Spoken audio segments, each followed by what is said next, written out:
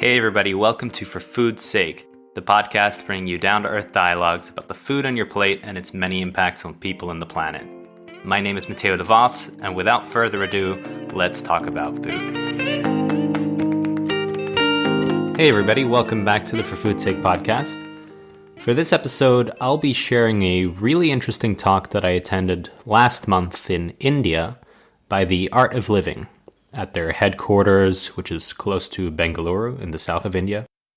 The Art of Living is a non-profit humanitarian organization that's based out of India, but that has offices all around the world and that reach hundreds of millions of people worldwide with their personal development and trauma relief programs that are based on yoga, breathing techniques, and meditation. Now, it's an organization that also works extensively with organic farming, with youth development and women empowerment, with hygiene and sanitation, and with conflict resolution.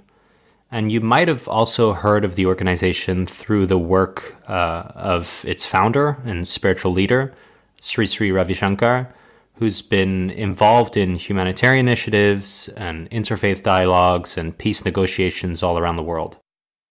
Now, just to put this into context, the reason I was in India in the first place and the reason for this visit to the Art of Living International Center was a 2-week-long study trip that I did to India as part of my master's degree in social innovation and sustainability at HEC, which is a French business school in Paris.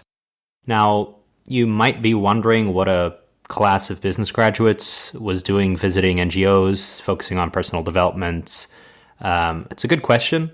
Our master's program is actually focused on learning more about inclusive business models and shared value, or the idea that companies today have a competitive advantage when they're able to maximize the competitive value of solving social and environmental problems, when they're able to not just incorporate sustainability into their corporate social responsibility, but when sustainability very much becomes part and parcel of the way that businesses run their businesses.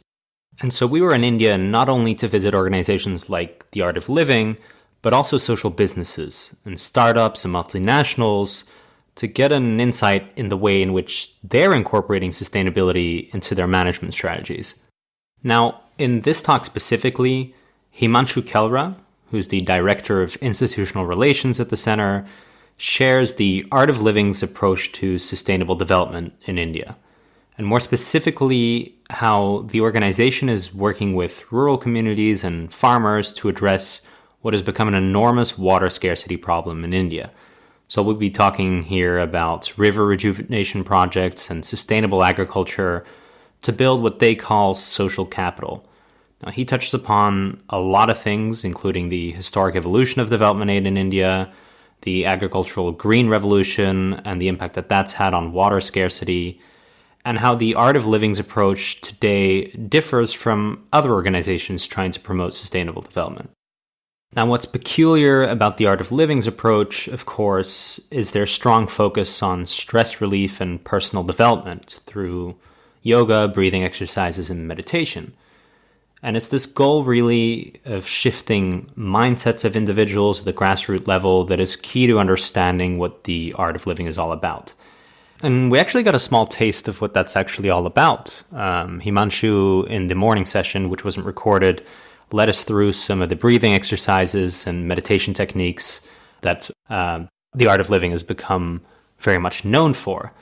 Now, the idea of meditating farmers or farmers doing yoga might be hard to wrap your head around first.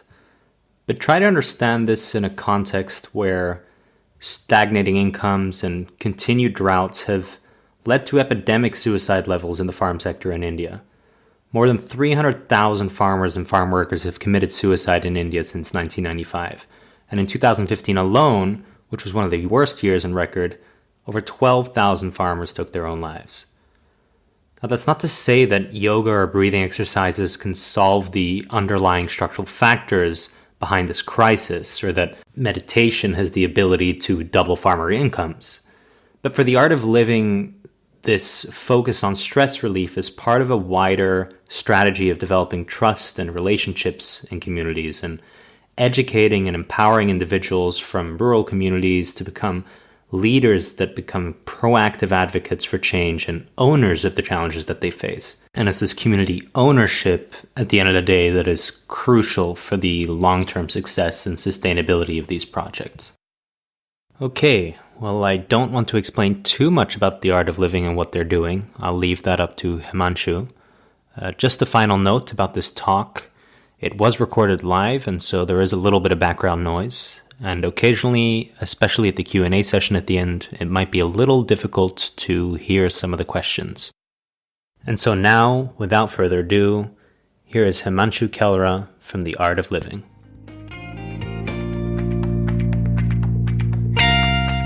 So I'm just going to talk about social development because that's what I know, if that's okay. I just know about social development and yoga and meditation. Yoga and meditation I've already spoken about. Not much to add. So I'm going to talk a little bit about sustainable development. I kind of share it not in terms of a theoretical exercise, but in terms of what I experienced here in terms of development schemes that were running in the country, in India.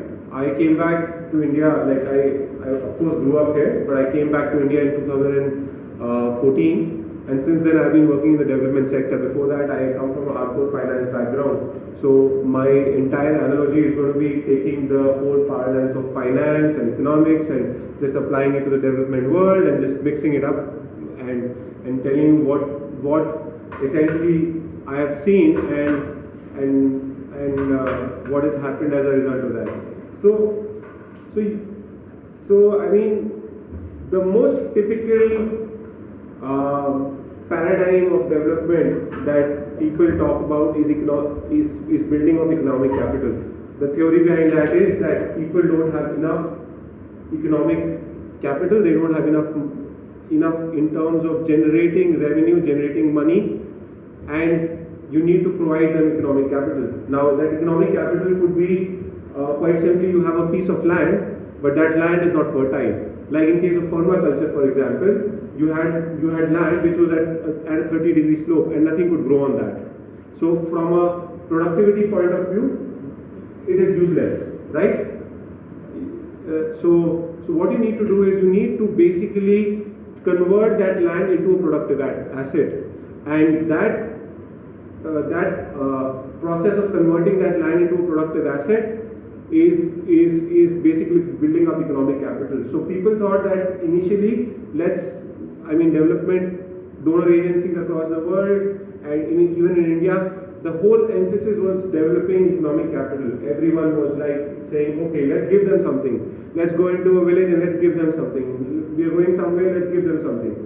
But what eventually happened because of that was that the mindset of the people there shifted completely. People no longer they started looking at government, or they started looking at the donor agencies in a way that, okay, they are here to give and we are here to receive. The mindset of ownership, that this is ours, this village is ours, these natural resources are ours, or the rivers are ours, these streams are ours, that basically got lost somewhere because of the policies that were promulgated, because of the policies that were followed. Just the build-up of economic capital alone is never sustainable. It is never sustainable because unless and until the person whom you are giving economic capital to, like good examples are like you look at sons of billionaires, right? So the billionaire earns a lot of money and passes it on to the son, and more often than not, the billionaire sons, children of billionaires, they don't value it as much. So that economic capital does not sustain. So that is the first leg. And the second leg, essentially after that, then people started thinking about, okay, maybe economic capital is not what we are looking at. We need to build up like intellectual capital. So this is what is going on right now. Like people are trying to skill. There is a huge program in India called Skill India, right? The whole purpose of that is to basically upskill the large labor force that India has. India has a demographic dividend. How many of you have heard that? Because demographic dividend, India, no, you've not heard that? Okay. So if you read a little bit about India, large population of India is between 18 to 30. So that age group, so it has a huge demographic dividend. So everyone is saying, okay, let's skill them up. So they will be ready for jobs, they will be ready to do stuff, and that skilling, let's build up the intellectual capital of the country. But where we work, like where Art of Living works, is a step beyond. We kind of build up social capital. So the problem is that why were rivers drying down? I mean, if we were to take a step back, why were the rivers of India drying down? Why was this problem happening in the first place? Because there was overuse of water. So this was the time when, that typical economic capital scheme came around 1965, 66 was when they said, okay, India doesn't have enough water, India doesn't have enough agricultural production, let's pump it up, let's introduce industrial farming, and that will basically solve it. So what happened essentially is that at that point of time, intense industrial farming was introduced. So you see this blue line is the increase in the amount of groundwater that the country is consuming, and in a little while, what happened after that? Borewells, a technology. I don't know if there are boreholes in France or in your countries. Do you know what borewells are? No? Okay. So over here, what has happened is that in India, so to really understand how a river dries down, you have to understand how groundwater goes away. Because a river is nothing but essentially water stored at a high altitude that flows down slowly by gravity. That is what river is. And in case of the Himalayas, or in case of the Himalayas, a river gets stored in form of glaciers right at the top, right? In case of South India, it gets stored in form of underground water reservoirs, which are called aquifers, right? So it gets stored under the ground. Now that water that is under the ground basically flows down by gravity. So imagine this is the water level here. This water level will essentially flow down by gravity, and that essentially is a river.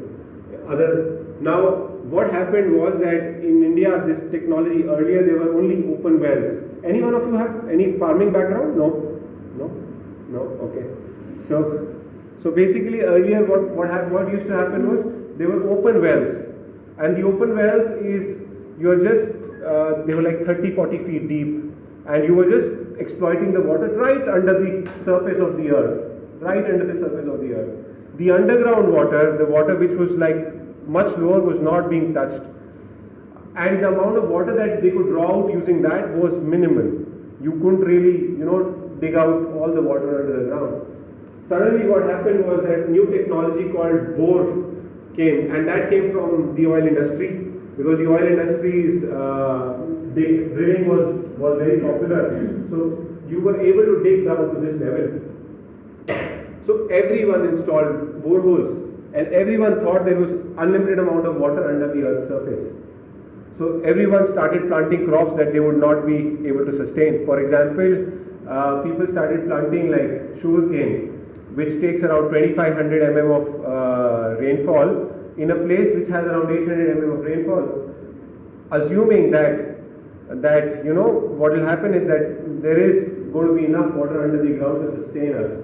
And that essentially basically created this domino effect, that because I am installing a borehole, I am planting sugarcane, I am earning more money, then why would my neighbor not do that? So my neighbor starts doing that, then all our neighbors start doing that, and everyone starts doing that. The whole thing basically becomes like a domino effect. So it was really, really interesting that in the last 15-20 years, they had depleted the whole water reservoir that had been created perhaps over the period of 200-300 years, because water will seep down slowly, and some of it will get replenished in a rain cycle. But now you're talking like, if you're drawing out water from 200 feet down or 300 feet down or 400 feet down, you're basically talking about replenishment cycles of 10 years, 15 years. So essentially what happened was that you ended up with no reservoir on top. So this reservoir had gone to this level. And if it has gone to this level and your river was to flow from, this is a simplistic diagram, but if the river had to flow to this point, there was no river. right?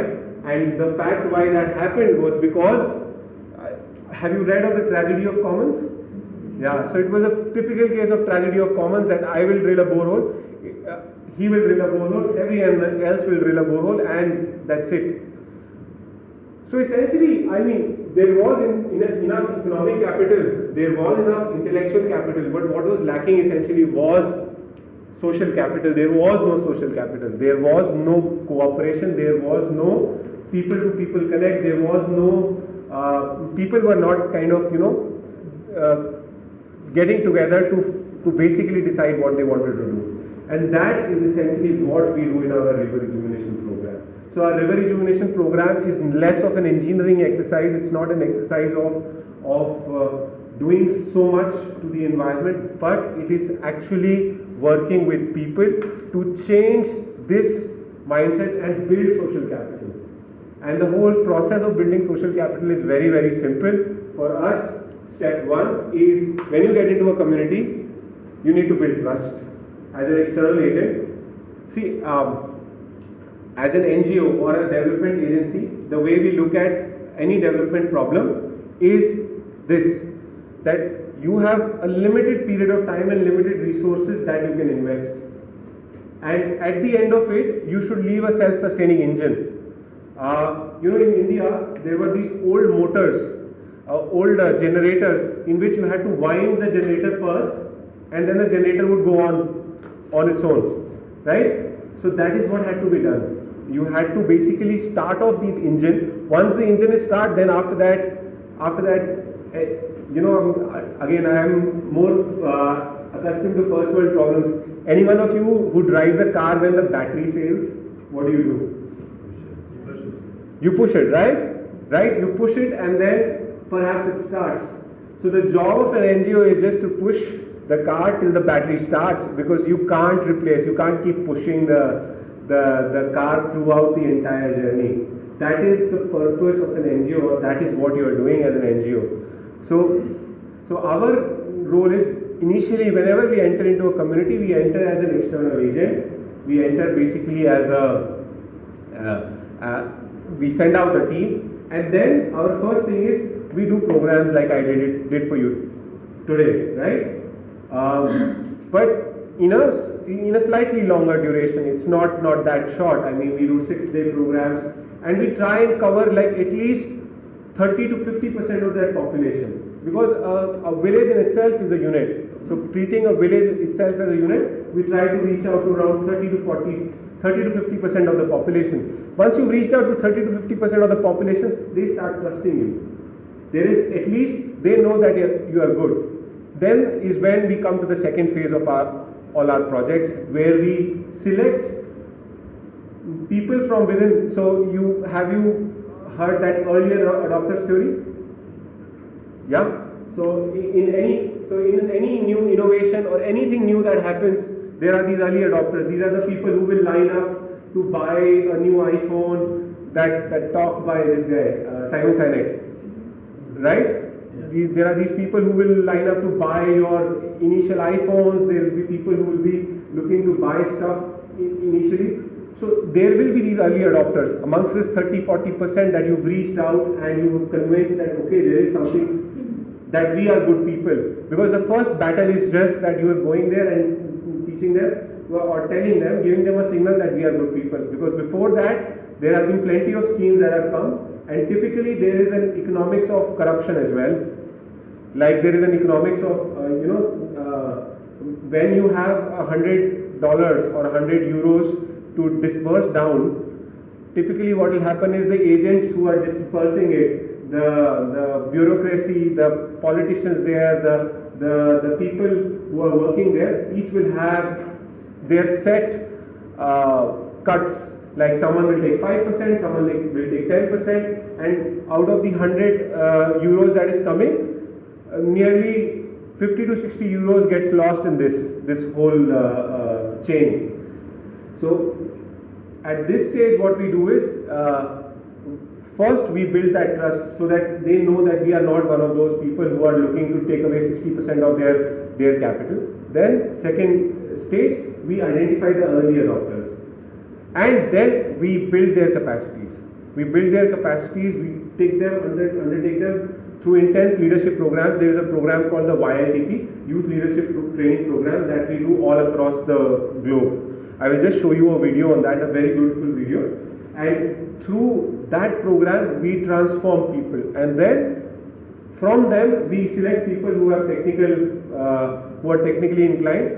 And from there, our journey starts. So our whole process of reviving rivers centers around going to a community, building trust, identifying good people, training them first to be leaders, and then training them on the technical aspect.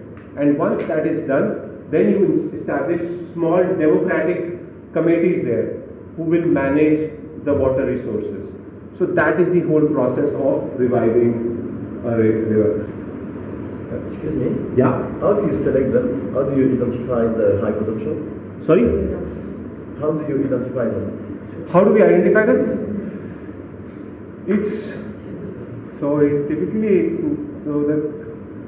The signal to the community has to be holistic in nature. You can't just go to the community and say that I am here to give you, because in that case what happens is then they take it for granted. So what you have to do is you have to ask the community, okay, we can do this, but what would you be willing to do? So over here, you see, this is one of our projects where the villages that we were working with, we asked them that, why don't you come forward, and if you don't have anything else, that's fine. Let's work together. It's called Shramdan. It means giving of labor. So let's work together to build some water recharge structures. So you see, there were around 3,000 people every day for 45 days. They came to do this. And in that, whoever is leading the movement, whoever is in the forefront, that there is leadership potential in them. There is this desire in them to come forward and do something. So that's how you identify that. So this is one of our very interesting projects, and through that, large number of people would gather together for, none of the pictures here you will see water or rivers, because the actual process of bringing back a river is, to be honest, getting the community together, right? So these are like democratic institutions right at the bottom. In every village or a cluster of 4-5 villages in India, there is this forum called the Gram Sabha, which consists of all the adults of those villages who are responsible for democratic decision making for that village. So they make, like Switzerland has this representative democracy, we have that kind of democracy here. So these people basically make all decisions. But this whole system is dead. Wherever we work, we try and invigorate this. So this is one of the projects. Anything else you would like to ask? It will be better if you ask questions that I can answer. Yeah? How do you see that these continue in the long term? The people going to the forum, and how do you maintain it in the long term, basically? So, in the long term, you set up democratic committees which are responsible to the Gram Sabha. The Gram Sabha is the key unit, which is essentially the unit of all the people in the village, all the adults in the village. They are given certain democratic powers under the Indian Constitution. So they can choose what they want to do for the village. So you give them so you create a committee which is answerable to them, not to you. So in that way, what happens is this group of individuals who are working there will continue to work. I mean, of course, it is not like an engineering project which is going to be successful always. Sometimes it's successful, sometimes you run into roadblocks because the community gets divided, they start fighting, all those things happen. Yeah? How do you initially gain the trust of the community? Is it because of the name of Shri Ravi Shankar? Well, see, that helps. So his question is, how do we initially gain that trust of the community? That initially helps, yes, the name helps, because people don't ascribe that, someone like all our people, when they go there, they carry a good past with them. So they know that this person is not going to be corrupt for sure. So that helps. But the other thing that really helps is the programs, is our programs that we did today. So what that does is, like, when a sufficient number of people attend the programs, they essentially let go of the stress, they let go of the negativity, let go of holding on to that negative emotions that we do usually. So that then itself helps them become more cohesive with us, and them more cohesive with each other and cohesive with us. Yeah. I have two questions. Yeah. The first one is how you select your projects. Like, how do you prioritize and say, I want to go into this one or not? And second, how do you fund these projects, and what are the organization's incentives, and how do you ensure that there are incentives Sure. with all the stakeholders engaged, and if you make money with it or not? No, so we are a non-profit, so let me answer that to begin with. But in very nice question, how do we select our projects? The projects are both top-down and bottom-up. Bottom-up meaning, like I was explaining our structure to Matthew and few more of your colleagues over lunch. We are basically all volunteers here, right? At some point in our lives, we felt like, you know what, we wanted to make a difference, so we decided to work as volunteers. Now there are full-time volunteers and part-time volunteers, but we have over 18,000 volunteer teachers, right? And all of these teachers are people who have a predilection towards social service, and they have been given these tools. They have been given these tools of teaching meditation, teaching all these courses. So what happens is, when they go into communities, quite often they feel like, okay, this is the need of the community, I need to start a project. So the whole water project actually started off as a bottom-up movement. Many places, India had one of the worst drought between 2013 and 2016. For 3 years there was very bad drought in Maharashtra and Karnataka. So many of our youth leaders who had done the YLTP, who had done our programs, they came up and they said, we want to do something. They allied together with the communities, and that's where our role came in. So when I joined in, my job, or Nikita's job, or the job of our team, was to knit them together, give them the technical skill sets so that they can offer the right solutions. So that is the bottom-up approach. The top-down approach is when, sometimes looking at our work, agencies contact us. Some international agencies contact us, or some donor agencies within the country contact us, asking us, can you come and work in our area? In that case, we work in their area. That's how we select our projects. I hope that answers you. Yes, and the funding? Funding? Yes, how do you fund the project? So funding, in a lot of cases, when it is a bottom-up project, it starts with the community. The community funds the initial bit. And later on, we try and solicit funding. Like, for example, in this project that is going on, it is completely community-driven. So the community has completely started off the project, and then because there was such a good community swell, now we are looking for institutional funders for them. See, I mean, personally speaking, the way we work is, even community development has to be competitive.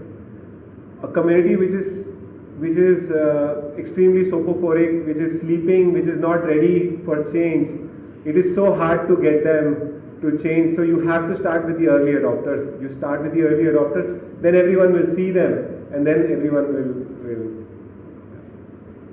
I hope that answers. Yeah. Anything else? Yeah. I know you touched upon this over lunch, but I was wondering if you could elaborate also for the group on how you measure your impact. So, especially with the fact that part of your work is about changing mindsets, which can be a challenge in development when you're trying to measure key KPIs. How do you address that challenge? Yeah, so it's a very interesting thing. Matthew and I were discussing this over lunch, and it's so hard, right? I mean, for someone to say, okay, I'm going to spend $1 billion on building a large dam. Great. At the end of it, I will at least see a dam, right? Then an agency comes and says, okay, I'm going to spend $1 billion on improving people's intellectual abilities. Second one, great. At least at the end of the day, you can go and quiz them and say. And then the third agency comes and says, I'm going to spend $1 billion on changing people's mindsets. And they'll be like, where are the KPIs for that? So the impact metrics are interesting. But usually what you do is you map the impact of whatever you have developed in terms of the trust, in terms of the social institutions, in terms of the groups. You measure that with using some kind of tangible material things. Like for example, if water project is going on, and we are, for example, incentivizing people who want to undertake plantation or people who want to plant trees in their fields, then you will measure the number of people who have taken up to that. If a behavior change program is going on and which is targeted towards changing the cropping patterns from more water intensive to less water intensive, then you will measure the total change in that. And a very, very powerful tool which we recently found out, we have not yet applied that, is participatory impact assessment. So we recently started doing that, and it is amazing. Like, you go to people and you ask them, look, there is this program that is going on, this is for you, you tell us what is the impact. We are not, and in that you do like small discussions with people, and they tell you like, that okay, this is what happened during 50 years from now, 50 years back, 40 years back, 30 years back. So that data is in their mind because they have lived there, they have lived their whole lives, they know the entire landscape. So they come up with the impact matrix. That is the most effective way of measuring impact, by measuring impact from the people who are actually the beneficiaries. Good? Yeah, so I think... Is there a last question? Because I think time will be... Okay, well, thank you very much. Yeah, it was a pleasure.